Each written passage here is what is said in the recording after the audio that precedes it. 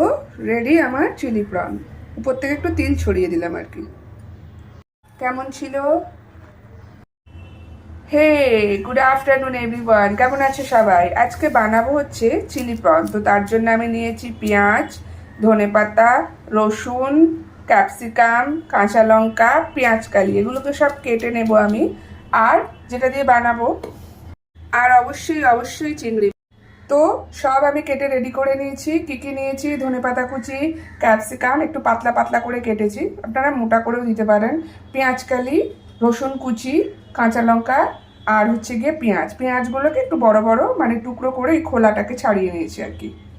সবার প্রথম আমি চিংড়ি মাছের মধ্যে দেবো কর্নফ্লাওয়ার পাউডার। এর মধ্যে দেবো একটুখানি সয়া সস।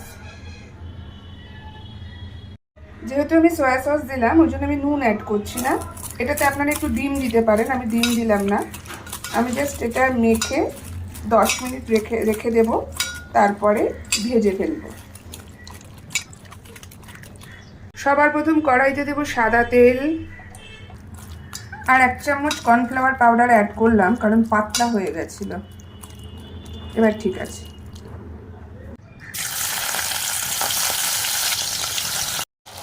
একটু লাল লাল করে ভেজে নেবেন আর কি। আমরা বাঙালিরা একটু ঝোল খেতে বেশি পছন্দ করি, এই জন্য চিলি চিকেনও বাঙালিদের ঝোল হয়। মানে আমি বলি যারা ঝোল ঝোল চিলি চিকেন বানায় আর কি, সেটা হচ্ছে বাঙালি স্টাইলের চিলি চিকেন, চিলি প্রন, মানে ওটা একটু ঝোল ঝোল হয় আর কি। মাছের ঝোল খেয়ে খেয়ে এমন অভ্যাস হয়ে গেছে যে সব কিছুতে এদের ঝোল দরকার পড়ে, বুঝলেন? আমি কিন্তু একটু ড্রাই ড্রাই বানাই। একটু ডিম দিলে ভালো হতো, কিন্তু ডিম নাই তো জানাই, তাই নিয়ে মাথা ব্যথা কইরা লাভ নাই, ডিম ছাড়াই কইরা নিমু আজকে। চিংড়িগুলো আমার ভেজে রেডি। এবার ওই তেলের মধ্যে প্রথমে দেবো রসুনগুলো, পেঁয়াজ, একটু লেগে গেছে তলায় আর কি, ডিম দিলে ওটা হতো না। Capsicum, soya sauce, oyster sauce, tomato sauce.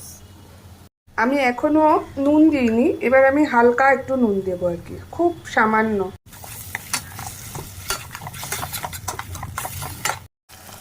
এবার দিয়ে দেবো প্রনগুলো। এবার আমি 1 চামচ কর্নফ্লাওয়ার পাউডার নেব, ওটাকে একটু জলে গুলে নেব।